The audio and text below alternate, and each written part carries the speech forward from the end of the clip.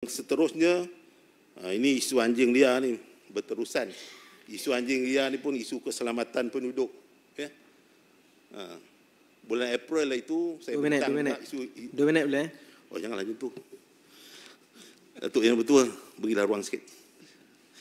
Datuk yang dah betul, saya juga ingin memanjangkan suara rakyat berkenaan isu anjing liar yang masih terus berterusan, mengganggu gugat keselamatan dan mencemarkan keharmonian kehidupan harian dalam Dewan ini. Kita maklum sidang DUN pada April 2025. Kita semua telah sepakat dan seberat suara bersetuju dengan cadangan pelupusan anjing liar di kawasan majoriti Melayu.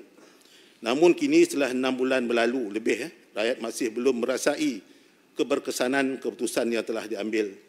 Hakikatnya kita dapat menyaksikan sendiri kehadiran kumpulan-kumpulan anjing liar yang terus berkeliaran secara terbuka, malah hidup secara berkumpulan di berbagai lokasi. Situasi ini jelas mengundang rasa tidak selesa dan kebimbangan terhadap isu keselamatan penduduk, terutamanya kanak-kanak dan warga emas. Saya sendiri masih menerima aduan daripada rakyat yang melaporkan kejadian mereka dikejar, diserang dan ada yang hampir digigit oleh anjing liar. Dan ada juga laporan haiwan pemeliharaan yang mati digigit oleh anjing liar. Kejadian ini berlaku meluas, contohnya di DUN saya, Taman Bandar Senawang, Taman Bandar Haid, Taman Pinggiran Senawang, Taman Senawang Perdana, Taman Tuanku Japar dan ada beberapa lagi. Sebagai wakil rakyat yang sah, saya tidak hanya mendengar. Saya telah mengukakan beberapa aduan rasmi melalui saluran SISPA dan berhubung terus pada SU Majlis Bandaraya Seremban, mewakili kebimbangan masyarakat DUN saya. Namun sehingga hari ini penyelesaian yang tuntas masih belum kelihatan. Justru itu saya mohon pihak kerajaan berkongsi maklumat pelaksanaan keputusan seperti berapa ekor anjing liar telah dilupuskan sejak April lalu dan di lokasi mana. Dan selain SISPA, apa lagi mekanisme atau saluran aduan untuk rakyat boleh adukan perkara ini untuk mendapat perhatian dan tindakan pantas pihak berkuasa. Kami ada membangkang tak boleh masuk dalam mesyuarat MBS, Majlis Bandaraya Seremban. Kalau ada ruang, saya nak masuk untuk nak membantu MBS menyelesaikan masalah ini. Itu rayuan saya lah pada pihak kerajaan. Dan seterusnya, isu yang seterusnya adalah isu papan tanda SPD Tag Valley. Ini kalau kita pergi ke Rembau, daripada Seremban, kita tengok bukit yang digondolkan sebagaimana yang dinyatakan oleh YB Rantau. Sekali lagi, saya ingin membangkitkan isu papan tanda luar SPD Tag Valley. Isu yang pernah saya sentuh dalam perbahasan dahulu. Jika kita memiliki satu peraturan yang jelas, Undang-Undang Kecil Iklan Majlis Pembandaran Seremban 1980 yang telah berkuat kuasa sejak 1 Januari 1981. Saya telah melawat lokasi berkenaan, tapi yang diubah hanya billboard utama. Tidak ada papan tanda lain. Undang-undang ini jelas mewajibkan penggunaan bahasa Malaysia dalam mana-mana iklan berbentuk papan tanda, poster atau tanda arah yang dipamerkan kepada umum. Saya ingin tegaskan di sini, undang-undang sedia ada mesti ditegakkan tanpa kompromi. Janganlah kita normalisasikan pelanggaran oleh entiti korporat besar atau taikun-taikun atas nama pelaburan atau pembangunan. Ketegasan kerajaan dalam perkara ini bukan sahaja mencerminkan kerotan bahasa kebangsaan kita, tetapi juga maruah pentadbiran bertamadun dan berprinsip. Contohnya, berpuluh bahasa Inggeris, bahasa Cina. Tak ada bahasa Malaysia. Ini benda yang cukup saya rasa tak terpatutlah. Dah ditegur dalam sidang Dewan yang lepas. Masih lagi berterusan buat. Yang keenam ialah isu peruntukan adun pembangkang. Tuntutan yang adil tapi bukan simpati. Datuk Yang Dipertua, saya ingin menarik perhatian Dewan ini pada satu penemuan dalam laporan Ketua Audit Negara bilangan 3/2025, muka surat 41, jadual 19, iaitu berkenaan akaun amanah dana khas Menteri Besar yang masih mencatat baki 15.06 juta pada tahun 2024. Ini dalam laporan audit. Tak digunakan 15. Ya. Menurut laporan tersebut, antara sebab utama baki tersebut tidak dibelanjakan adalah kerana kurangnya permohonan sumbangan daripada individu atau pihak yang disenaraikan dalam arahan amanah tersebut. Ya, kalau kita tengok dalam bajet kita, ya 2026 bajet kita 56 juta. Landing tu, Rahmat. Sekejap ya.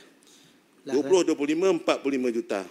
2024 bajet dia 33.73 juta. Minta pencerahan. Mohon pencerahan Yang Berhormat. Baru boleh.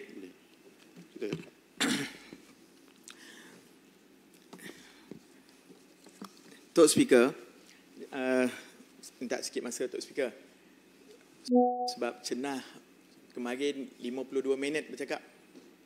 Kami adun pembangkang ni bulan sidang yang sudah ni tak ada bahas. So kalau boleh kita dah masuk 20 minit ni. Tadi 15 minit kita bagi.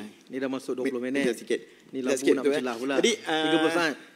Yang Berhormat Paroi, apa pandangan Berhormat Paroi kalau peruntukan tidak digunakan dalam audit tu 15 juta, pada tahun ini peruntukan pembangunan 150 juta Menteri Besar, P50 mendapat kenaikan mendapat 37.33%, iaitu sebanyak 56 juta ringgit. Manakala P51, P54, P62 dan P60 yang sangat penting diturunkan. P50 mendapat 56 juta, bermakna satu hari Menteri Besar diperuntukkan sebanyak RM153,424. Adakah keperluan begitu banyak diperlukan oleh Menteri Besar untuk satu hari? Jadi saya minta pandangan, dan juga mengapa perumahan rakyat hanya mendapat 3 juta untuk rakyat perumahan, tetapi Menteri Besar untuk membaik pulih kediaman mendapat 0.91, bermaksud RM910,000. Minta penjelasan pandangan Paroi.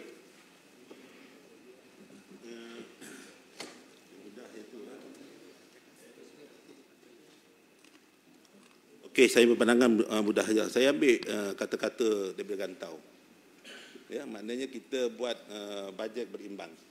Maknanya sebagaimana yang nyatakan, maknanya kalau Gantau dia boleh peruntukkan masa zaman dia 5 juta aja. Tapi kita bagilah ya, daripada 56 tu kita tolak 30, maknanya kita punya bajet berimbang lah. Itu lebih baik daripada kita defisit, bajet defisit lah. Itu pandangan, dan saya rasa itulah yang terbaik untuk kebaikan negeri. Dan jika saya memberi cadangan, jika benar ya permintaan kurang, ya, ini saya nak landing ni. Sebagaimana nyatakan tadi 15 juta tak pakai 2024 ni audit. 15 juta tak pakai. Ya.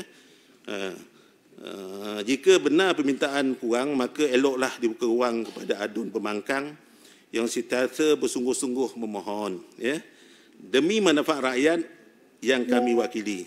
Kami di Blok Pembangkang bukan menagih simpati, apatah lagi mendesak tanpa asas, tetapi menuntut hak yang adil untuk memastikan perkhidmatan dan kebajikan rakyat di kawasan kami tidak ketinggalan hanya kerana perbezaan logo parti. Keadaan fizikal tidak boleh bersifat selektif dan partisan. Ya. Jika madani menjadi tema belanjawan, maka tunjukkan keadilan dalam tindakan, bukan hanya dalam ucapan dan atas kertas. Inilah asas kepada good governance dan integriti pentadbiran. Ya. Menyantuni semua adun secara adil dan tidak meminggirkan mana-mana pihak hanya kerana mereka tidak berada dalam blok kerajaan. Kami ini check and balance kerajaan. Ya. Kami menang dalam pilihan raya, mendapat mandat daripada kerajaan, ya, dan itulah kami masuk dalam Dewan yang Mulia ni, ya, bincang hak rakyat, bincang bajet, ya, lalas kami tidak diberi peruntukan, adil atau tidak, fikir-fikirkan sendiri. Dan saya terpaksa sekali lagi menyatakan pada 25 Mei 2018 dalam berita harian, saya ingat lagi kata-kata landing Rahmat. Ya? Landing terus, habis terus landing. Maknanya apa yang dikata, maknanya bagaimana seorang adun ingin berkhidmat jika tidak diberi peruntukan. Saya 10 tahun tidak diberi peruntukan. Ya. Maknanya pada masa tu dia nak beri peruntukan. InsyaAllah saya rasa setelah 3 tahun saya rasa dapat dibagi sedikit peruntukan ya bukan untuk kami tapi untuk rakyat ya pembangkang. Dan akhir sekali saya landing ya. Saya ingin mengambil kesempatan ini untuk merakamkan penghargaan setulus-tulusnya kepada Datuk Haji Muhammad Hidir bin Majid. Ya, dia orang USA ni. Ulu Spogi area. Sama-sama satu kampung ni. Atas khidmat beliau sebagai pegawai kewangan Negeri Sembilan selama tempoh 2018 hingga 2025. Ya, prestasi pentadbiran kewangan negeri yang stabil, pengurusan aset dan hasil yang terkawal seperti laporan kebelanjawan dan perbandaraan antaranya adalah termasuk jasa beliau. Kini saya mengucapkan tahniah dan harapan tinggi pada Datuk Masri bin Haji Ghazali, orang gambar orang ni, yang telah dilantik sebagai pegawai kewangan negeri yang baru ya, bermula 7 Mei 2025. Dulu Datuk Bandar, tapi isu anjing, isu apa tak selesai tu, kena Datuk Bandar baru pula yang ambil alih. Tapi mengucap terima kasih ya kepada Datuk Bandar baru dan juga isu MBS ya, yang saya tengok begitu bekerja keras ya untuk menyelesaikan masalah tersebut. Sebagai dengan semangat, integriti dan ketegasan beliau, kita dapat melihat ya, kesinambungan pengurusan kewangan yang cekap sekaligus mempercepatkan pelaksanaan janji-janji pembangunan dan perkhidmatan kepada rakyat yang masih tangguh. Namun ingin saya mengingatkan bahawa tanggungjawab ini tidak boleh dijadikan alasan untuk berlengah setiap projek, janji dan amanah. Mesti disempurnakan. Kita menuntut hasil nyata, bukan hanya angka dalam akaun. Saya juga ingin mengambil kesempatan ini untuk mengucapkan ribuan terima kasih ya, kepada penjawab awam kepada penjawab awam Kerajaan Negeri Sembilan. Beri tepukan sikit. Tak ada yang tepuk penjawab awam ni, kesian dia. Tapi ini dah banyak, dah lama saya bagi ni. Teruslah. Dan persekutuan yang berkhidmat di Negeri Sembilan atas khidmat bakti mereka. Oleh itu jika ada lebihan ya, bolehlah saya cadangkan ya, agar pihak kerajaan negeri memberi bantuan khas kewangan kepada penjawat awam persekutuan yang berkhidmat di Negeri Sembilan. Boleh ya? Dan mudah-mudahan sebagai penutup, izin saya berkongsi dua ya, surah Al-Maidah berbunyi dan bertolong-tolonglah kamu dalam perkara kebaikan dan ketakwaan, dan kamu bertolong-tolong dalam perkara dosa dan permusuhan. Ayat ini menjadi asas kepada kerjasama merentas sempadan politik, latar belakang dan perbezaan kepartian. Ia menggalak semua pihak termasuk kerajaan dan pembangkang untuk bersama-sama dalam hal kebajikan rakyat dan pembangunan negeri asalkan tidak melanggar prinsip kebenaran dan juga keadilan. Dan sebenarnya asal negeri kita ini tercinta, Negeri Sembilan, saya tinggalkan 2 rakaat pantun tujukan pada timbalan yang timbalan Datuk Speaker lah. Kena jawab ni tu.